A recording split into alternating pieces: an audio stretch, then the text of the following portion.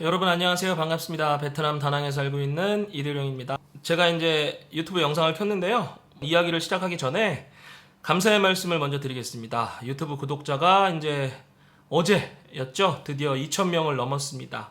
얼마 전에 이제 여러분들께 제가 1,000명이 넘었다는 소식을 전해드리면서 대단히 감사하고 행복하다는 이야기를 했었는데 벌써 2,000명이라는 숫자가 되니까 이 기분이 굉장히 좋습니다. 하지만 또 한편으로는 지금 베트남 다낭에서 실제 거주하고 있으면서 여러 가지 사건 사고들 때문에 머리가 참 복잡하기도 합니다. 지금 요즘에 시국이 시국인 만큼 이런 베트남에 관련된 소식들 또 여러 가지 또 여러분들도 아시는 가장 중요한 그런 한국에서의 어떤 사항들 이런 얘기들을 되도록이면 좀 피하는 게 좋지 않을까라는 생각을 한동안 했었는데 오늘은 제가 여러분들께 몇 가지 좀 소식을 전해드려야 될 것 같아요. 이제 본격적으로 베트남이 상당히 심각해졌습니다. 오늘 4월 1일인데 어제부터 여러 가지 통보, 조치, 여러 가지 공고들이 내려오고 있어요.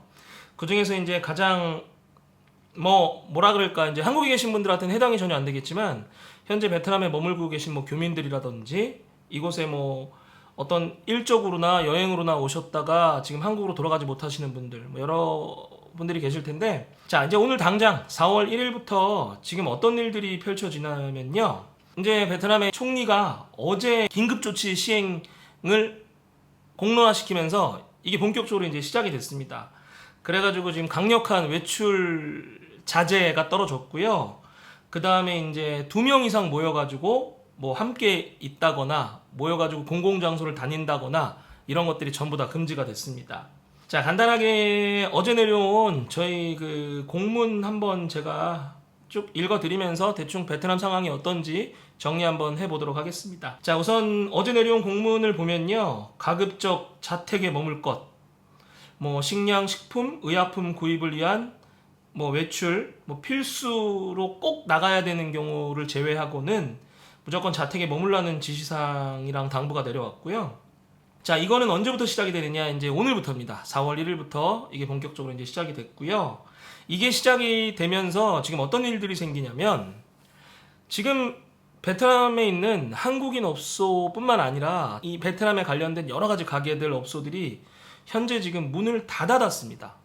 그러니까 쉽게 말하면은 꼭 가야 되는 곳들 있잖아요. 식료품을 구입하는 시장이라든지 마트라든지 아니면은 아픈 걸 대비해서 약국이라든지 이런 것들 또는 어떤 연료를 판매하는 곳, 은행이라든지 우체국, 전력을 공급하는 곳들 꼭 필요한 생산 시설, 식료품 코너를 제외한 모든 영업이 중단이 됐습니다.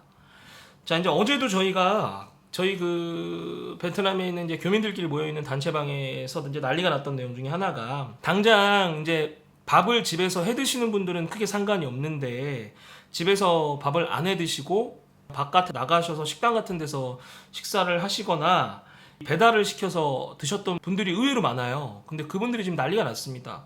기본적으로 식당은 당연히 못 가고요. 그리고 며칠 동안은 식당에서 음식들을 배달 서비스가 가능했는데 이 배달 서비스까지 완전히 끊어져 버렸습니다.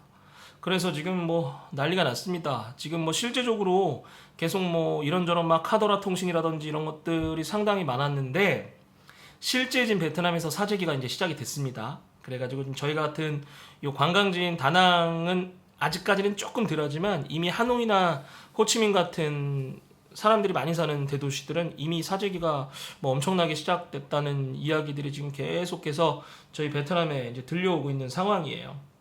자, 그리고 이제 베트남 정부에서도 우리나라랑 비슷하게 사회 모든 영역에 관해서 재택근무를 권장 꼭 해라 이런 식으로 또는 혁신적인 방법을 통해서 회사에 출근하지 말고 나머지 일들을 처리할 수 있는 방법을 찾아라 이런 공문들이 내려왔어요.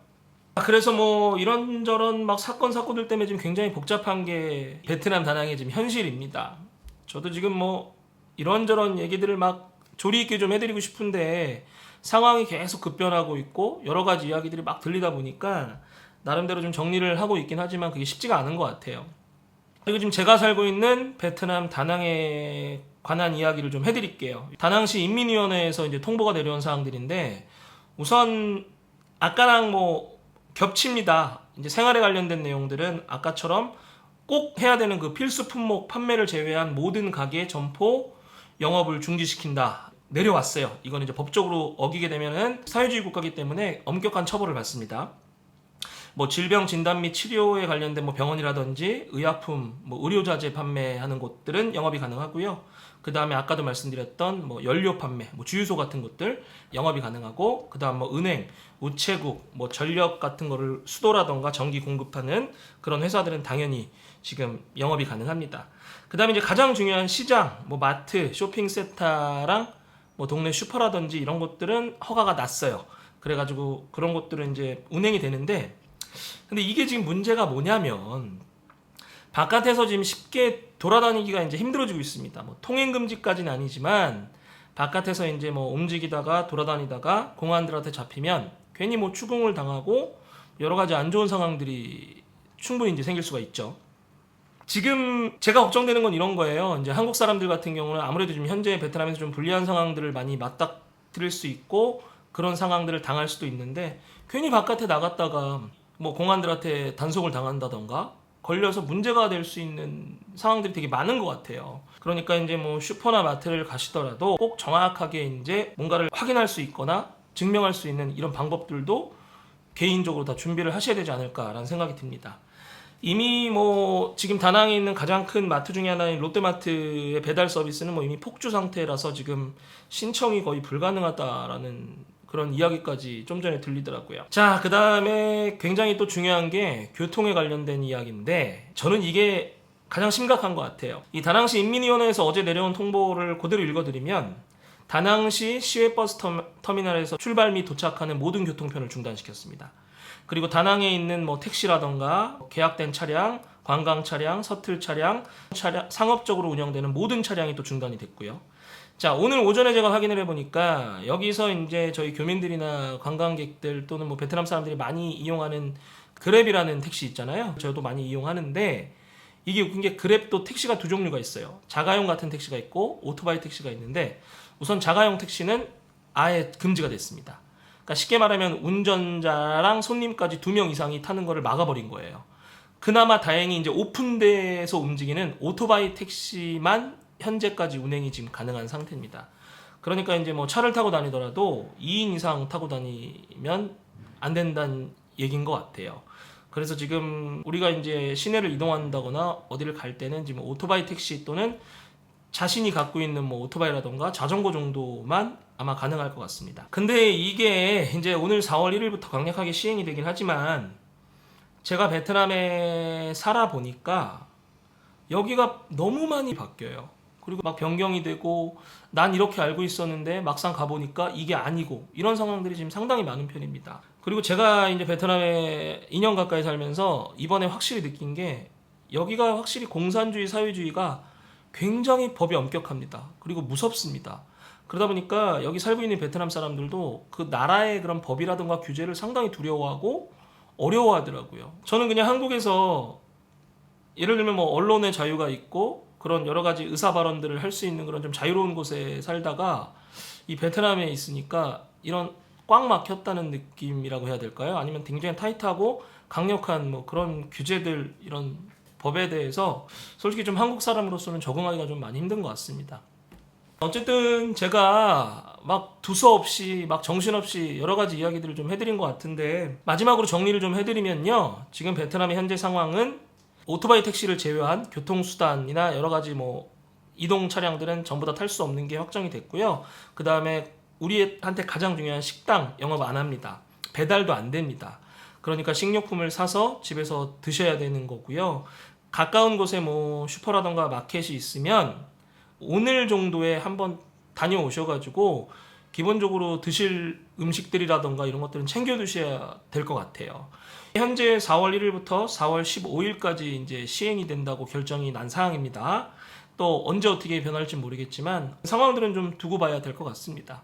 갑자기 오늘 급한 이런 변경사항들이 생겨서 제가 영상을 켜고 좀 두서없이 떠들어 봤는데요. 어쨌든 오늘 4월 1일입니다. 오늘 만우절이잖아요. 만우절이 되면 늘 매년 그냥 장난스러운 거짓말들, 뭐 재미난 거짓말들 많이 했는데, 저희가 눈을 딱 뜨고 일어났을 때 거짓말처럼 이런 상황들이 싹 사라지고 예전처럼 돌아갔으면 어떨까라는 생각이 드는 만우절인 것 같습니다. 영상 시청해주셔서 감사의 말씀 드리고요. 2,000명의 구독자 여러분 진심으로 감사드리고 궁금하신 점들 댓글 달아주시고요. 이 영상이 좋으셨다면 구독과 좋아요 버튼, 알림 설정까지 부탁드리겠습니다. 여러분 감사합니다.